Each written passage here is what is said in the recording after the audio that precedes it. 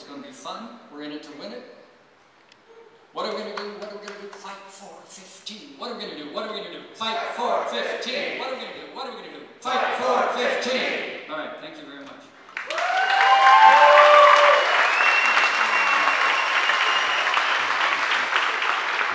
Thank you, Jim.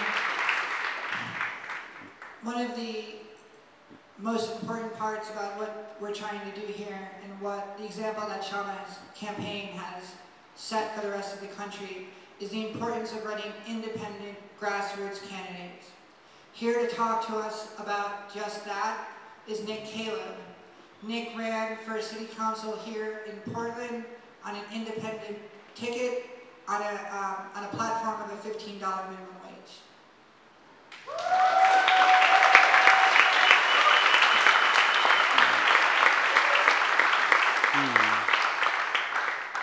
Good evening. Sorry I was a bit late. I got caught on the Hawthorne Bridge, and then it took about 15 minutes to find a parking space, and that's why you don't drive. It's really dangerous. So I came here, I was really excited to speak tonight. For one reason, I don't have a lot of heroes in politics. It's just not a thing that I've had in a long time. I used to work for the Democrats, and when I was working there, it was kind of one big letdown after another. You'd meet politicians who were great in public, and then you get to know them a little bit in private, and you were let down. Lots of promises were made, and eventually things didn't come to fruition. It was, just very dispiriting. And Shama Sawant is actually a person that I hold in such high regard that I would say that this is a heroic individual for our times.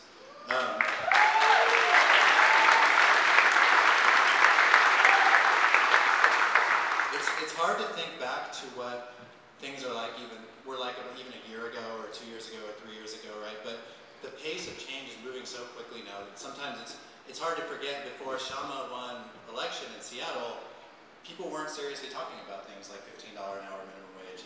They weren't talking about things like rent control. They weren't talking about public housing. The conversation was very narrow. It was the same Washington consensus that we already seen. And now we've got this explosion of ideas that are going on in the political spectrum and around the Western world especially. And we, owe a lot of this to Shama. I remember when I heard about what was going on in Seattle for the first time. It was just kind of, something, oh, there's an independent candidate up in Seattle. Something's happening. It sounds really interesting. Then there was some election night drama. Oh, this person pulled out the victory. I didn't know a ton about it at the time. The first thing I ever really saw Shama do was, after she was elected, she went to the Boeing machine workers whose company is continually threatening Washington to leave if they're not getting their tax breaks or whatever. And she went and basically, after she got elected, told the union workers that if they didn't get what they wanted from Boeing, that they should take over their factory and start producing mass transit machinery on site. And I was like, whoa.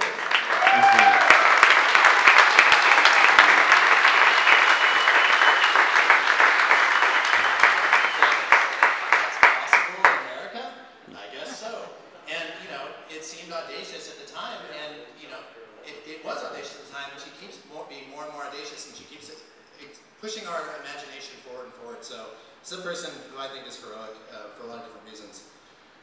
We need people like Shama, not only in Seattle, we need people like Shama everywhere right now, advancing what people need in the political spectrum so that we can keep driving the conversation and getting the material gains that we need to improve our lives. In Portland right now, well, first of all, let's preface this way. How many people in here are renters? How many people would agree that we're in a bit of a housing crisis right now? How many people would agree with the statement that they're scared shitless about their housing future? Right, me too.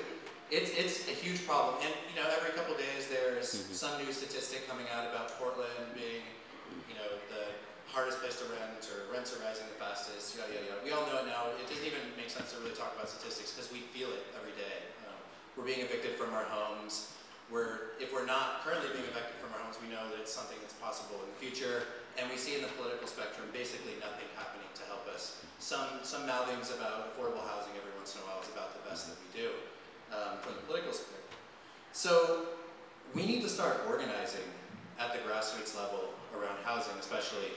And up in Seattle, Shama and Socialist Alternative and a lot of progressive and left coalitions are showing us what you can do if you start to make audacious claims. people are starting to push strongly for rent control. Nobody even talked about rent control until I started talking about it in Seattle, right, in our region of the world. So that's something that's potentially, something we could advocate for locally. Nobody was talking about housing bonding. There were some groups up in Seattle saying that we should be bonding, they should be bonding the city for about $1 billion to build publicly available affordable housing that people can get access to. That's something that we could do in Portland. So there's stuff like that that's in the political sphere that we could do right away. What we also need to do is organize at the grassroots level so that we can actually create the support to carry these campaigns into the success. So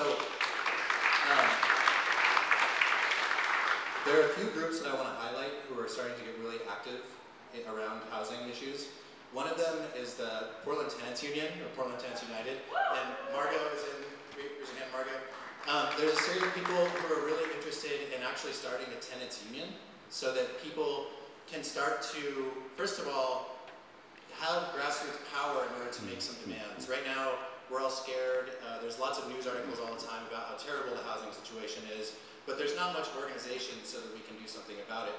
If we create a union, for example, and we start to organize around, I don't know, something like a rent strike, maybe, and you start to get 10, 20,000 people who are saying that they'll do that, and 10, 20,000 people that say that if your landlords are retaliating against you, we'll protect you and keep you in your home, that's going to start changing the conversation really quick. I think that's pretty much the type of audacity that we have to have at this point, because policies 2 years down the road really aren't going to help us right now. Everybody here probably knows some friends, at least, that have been kicked out of the city in the last year or two, not because they wanted to leave the city, because they're being forced out. And another year or two without getting some strong relief is going to lead to the same for everybody. So what we need to do is organize together now so that we can actually stop that in the process.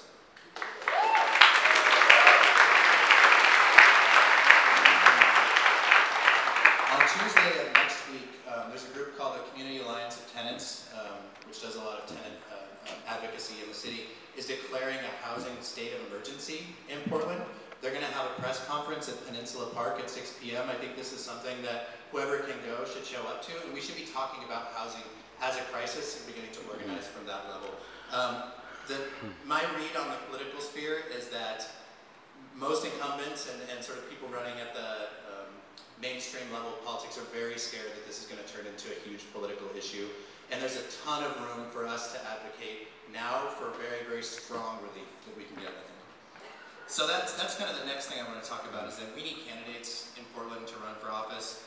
I would really like to do it again. I'm probably not going to do it, and it's not because it's not a great experience and I don't want to do it. It's just I had some personal tragedy this year with my family, and my father passing away is causing a lot of stress, and it's really hard to take that stuff on.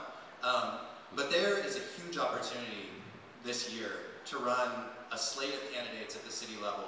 We have a really weird city system. There's only 5 positions, right? You know that?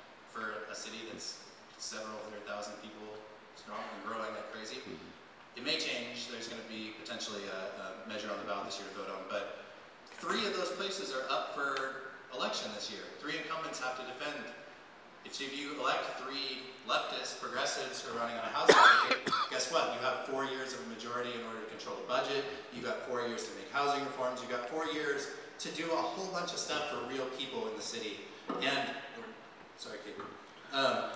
We haven't really put a slate together yet, but there's still enough time that we can find people from our community who are well-known, who are intelligent, and who can run a slate. So I would like to advocate that people start to think strongly about that. If you're somebody who thinks that you might want to advocate, especially on housing issues, minimum wage, police reform, things like that, start thinking about that strongly. We need you really bad.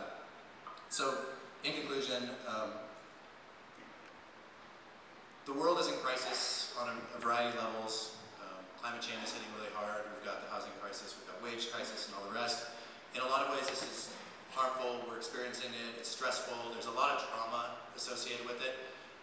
So that's one side of it. On the other hand, people are looking for new solutions that they haven't been looking for in decades in this country, and there's a humongous opportunity for us to jump in there and start to provide those solutions, to be audacious and to actually lead.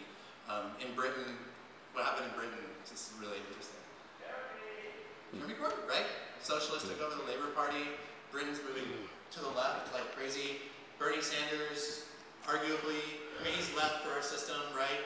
He's all the rage in our system. Like, people are looking for new solutions.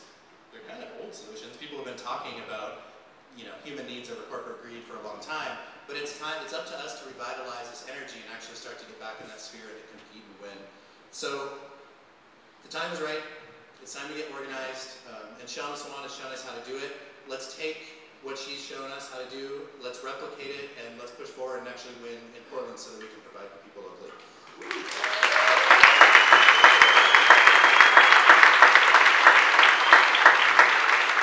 Thank you. Our next speaker is Teresa Rayford.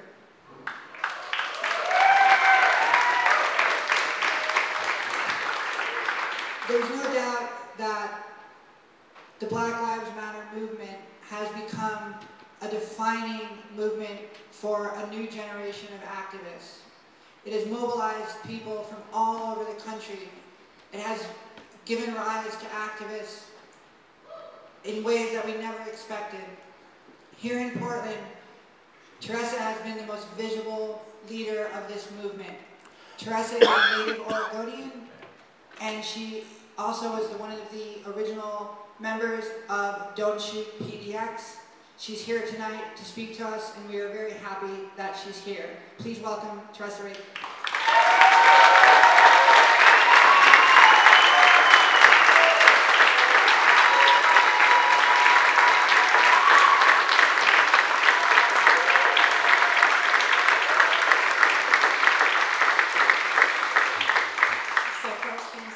Let's get her elected. We can do this. Like, we're in the Pacific Northwest, so let's change our regional goals and not say that we're just Portlanders, or that we're just living in Multnomah County, or that we just live in this district. Let's say we live in the Pacific Northwest and we want to elect our own leadership in the Pacific Northwest.